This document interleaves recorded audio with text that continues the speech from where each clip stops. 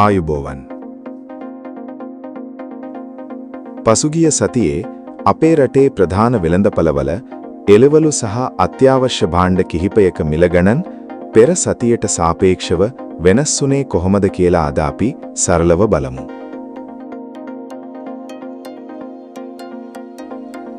මිල ගොඩක් වැඩි වෙලා තියෙන්නේ බෝංචි සහ කැරට් වල මිලයි. මේ එළවලු වර්ග දෙකේ මිල ගණන් පෙර සතියට වඩා සැලකිය යුතු ලෙස ඉහළ ගිහින් තියෙනවා. මිල තරමක් වැඩි වෙලා තියෙන්නේ ආනයනික ලොකු ලූණු, දේශීය රතු ලූණු සහ පොල් වල මිලයි.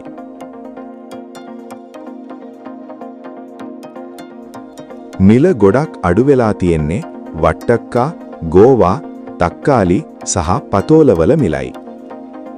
වෙළඳපළට සැපයුම වැඩිවීම නිසා මේ එළවලු වර්ගවල මිල ගණන් ගොඩක් පහළ බැහැලා තියෙනවා.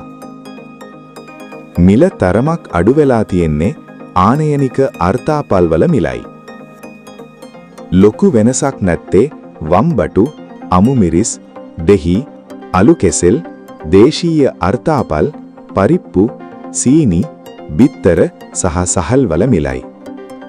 මේ වගේ පෙර සතියට සමානව සාමාන්‍ය මට්ටමේ මිල පැවතුණා.